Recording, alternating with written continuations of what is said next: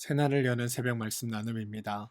오늘은 2024년 11월 8일 금요일이고 말씀을 전하는 저는 강민 목사입니다. 오늘 우리 함께 나눌 말씀은 마태복음 5장 1절로부터 12절까지 말씀입니다. 예수께서 무리를 보시고 산에 올라가 앉으시니 제자들이 나아온지라 입을 열어 가르쳐 이르시되 심령이 가난한 자는 복이 있나니 천국이 그들의 것이며 애통하는 자는 복이 있나니 그들이 위로를 받을 것이며 온유한 자는 복이 있나니 그들이 땅을 기업으로 받을 것이며 의에 줄이고 목마른 자는 복이 있나니 그들이 배부를 것이며 긍휼히 여기는 자는 복이 있나니 그들이 긍휼히 여김을 받을 것이며 마음이 청결한 자는 복이 있나니 그들이 하나님을 볼 것이며 화평하게 하는 자는 복이 있나니 그들이 하나님의 아들이라 일컬음을 받을 것이며 의를 위하여 박해를 받는 자는 복이 있나니 천국이 그들의 것임이라. 나로 말미암아 너희를 욕하고 박해하고 거짓으로 너희를 거슬러 모든 악한 말을 할 때에는 너희에게 복이 있나니 기뻐하고 즐거워하라. 하늘에서 너희의 상이 큼이라. 너희 전에 있던 선지자들도 이같이 박해하였느니라. 마태복음 5장 1절로부터 12절까지 말씀입니다.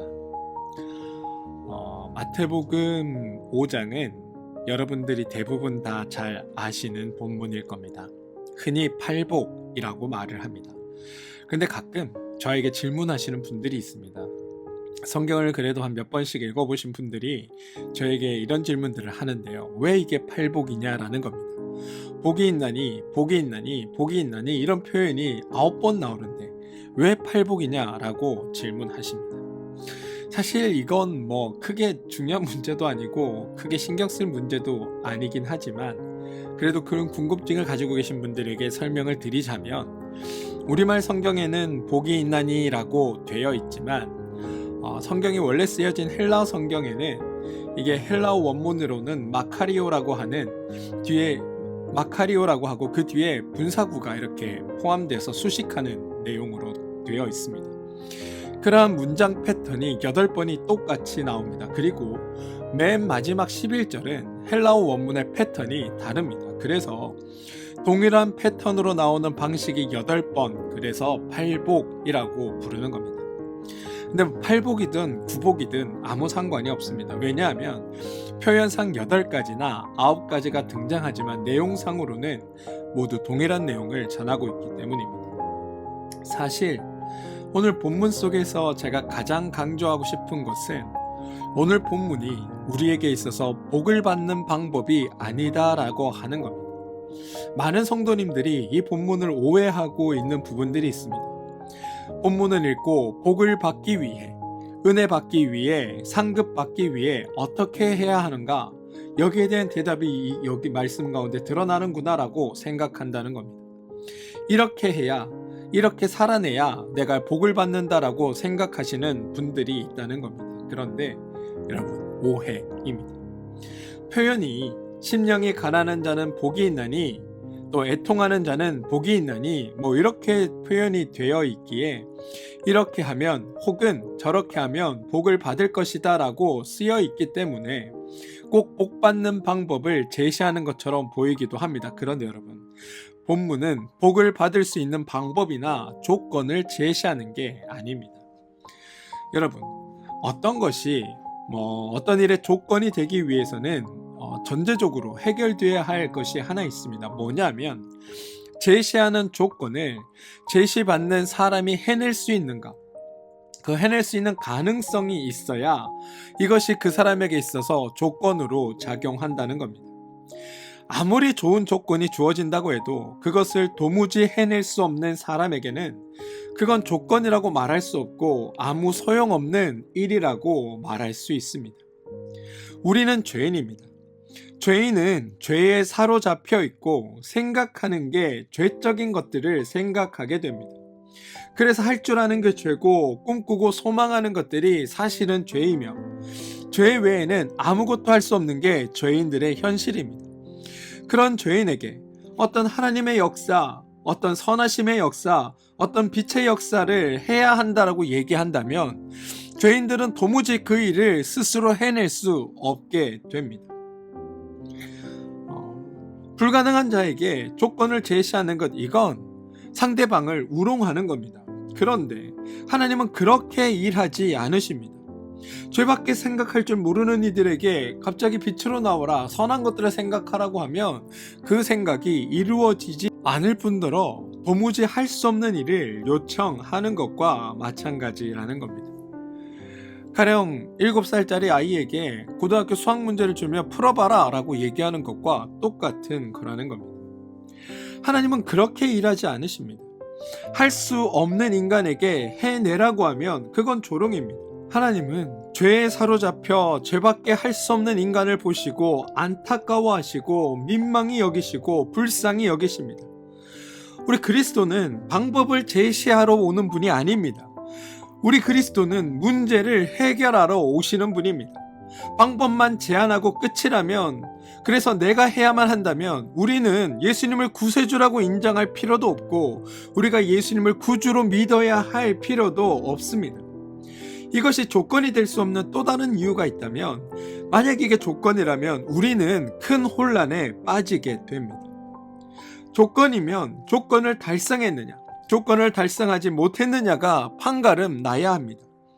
그게 판가름 나려면 언제나 기준이 명확해야 합니다. 다음 주가 수능인데요, 여러분. 누군가 서울대학에 간다고 하면 서울대는 몇 점 이상, 몇 등급 이상 이런 게 나와야 합니다. 그런데 기준이 명확해야 붙은 사람도 당당하게 붙었다 말할 수 있고, 떨어진 사람도 내 실력이 안 돼서 떨어졌다라는 걸 인정할 수 있습니다. 그런데 기준이 애매모호해지면 그 결과를 수용하는데도 애매모호해집니다. 만약 이게 기준이고 조건이라면 너무 골치가 아픕니다. 예를 들어 온유한 자는 복이 있다고 합니다. 여러분 엄청 온유합니다. 여러분은 저를 어떻게 보실지 모르고 어떻게 생각하실지 모르지만 저 사실 무지무지 온유한 사람입니다. 그래서 말씀대로라면 땅을 기업으로 받아야 하는 사람이 바로 저 같은 사람입니다. 그런데 저는 땅이 없습니다. 도대체 얼마나 온유해야 땅을 기업으로 받을 수 있는 걸까요? 땅을 많이 가지신 분들은 도대체 얼마나 온유하신 겁니까? 만약 복을 받는 조건이라면 이런 게 애매하면 안 됩니다. 기준이 애매해지면 아무도 하나님의 행동하심에 대해 올바르다고, 합당하다고 인정하지 않게 되는 겁니다. 하나님의 기준이 모호하다면 사람들은 하나님이 편견이 심하다, 하나님은 좋은 사람들만 좋아하신다, 하나님은 차별을 하신다, 하나님은 좋은 것만, 예쁜 것만 좋아하시는 분이다, 이렇게 말할 수 있습니다.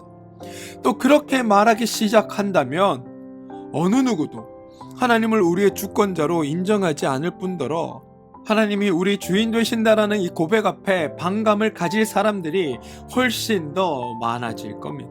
그래서 오늘 말씀이 복받는 조건이 될 수 없다는 겁니다.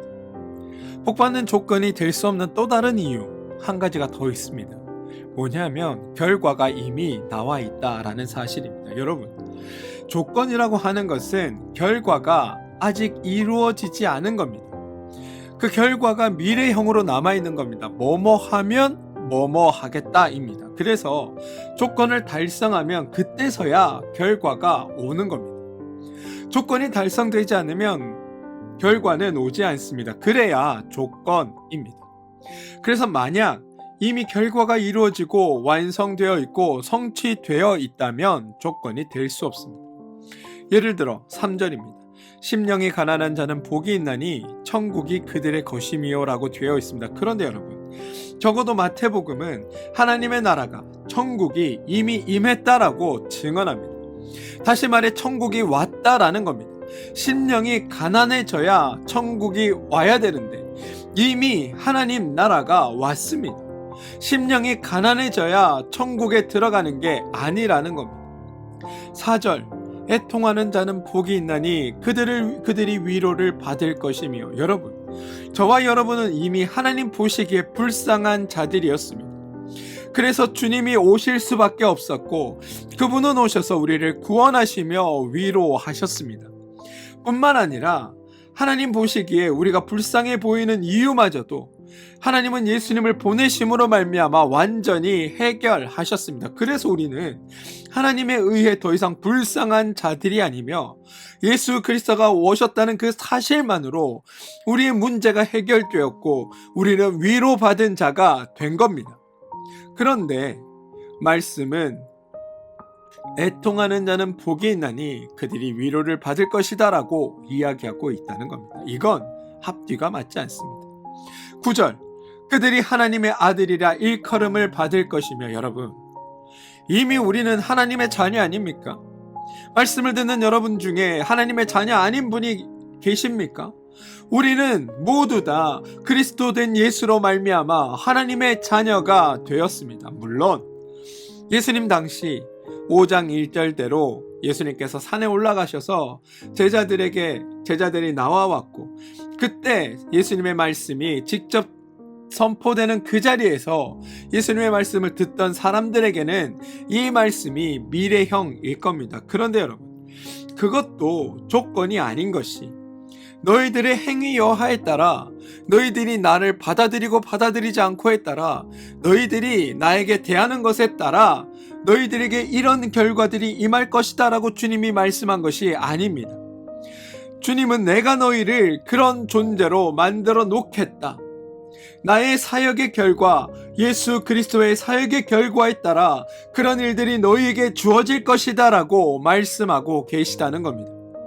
여러분, 예수님은 하나님께로부터 와서 어느 누구도 하나님의 사역을 방해하고 어느 누구도 하나님의 사역을 막을 수 없기 때문에 예수님의 그 사역은 완성된 걸로 이미 내정되어 있기 때문에 미래형이지만 미래형이 아니라 완료형으로 우리가 이 말씀을 받아들일 수 있다는 겁니다. 더더군다나 지금 말씀을 듣는 우리, 저와 여러분은 이미 성도된 자 아닙니까?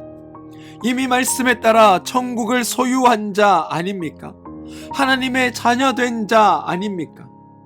그렇기 때문에 우리에겐 이 말씀이 복받는 조건으로 제시될 수 없다는 겁니다. 사랑하는 성도 여러분, 우리 기독교가 전하는 소식을 복음이라고 말합니다.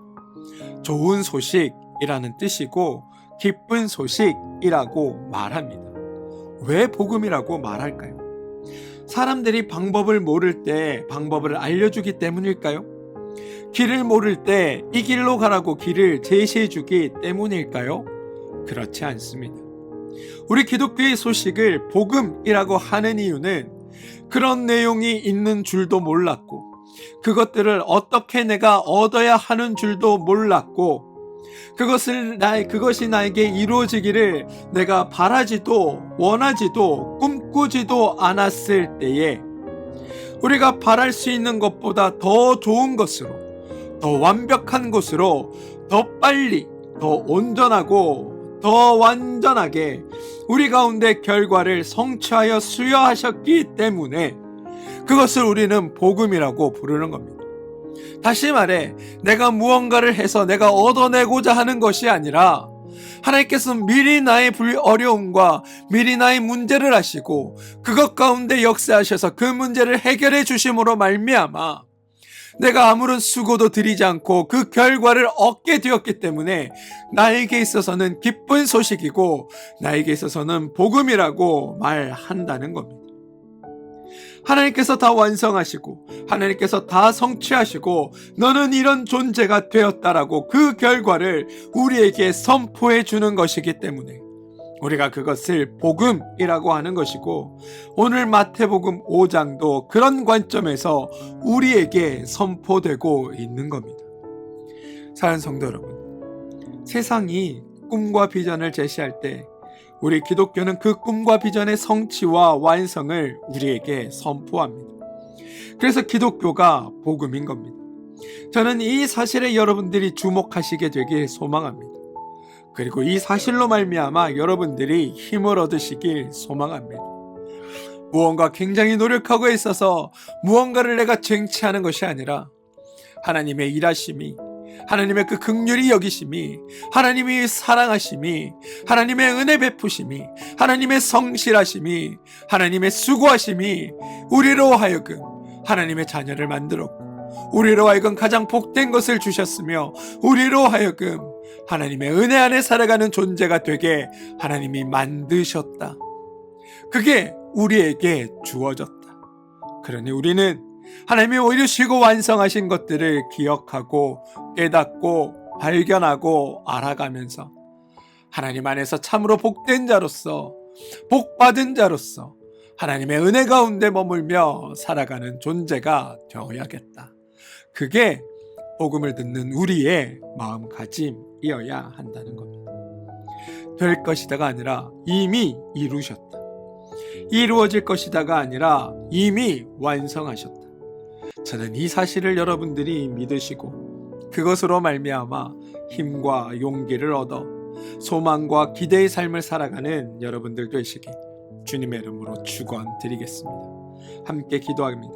주님, 우리의 삶에 오셔서 우리의 삶이 하나님의 이루어 주심으로 완성되어져 감을 깨닫게 하심에 감사드립니다.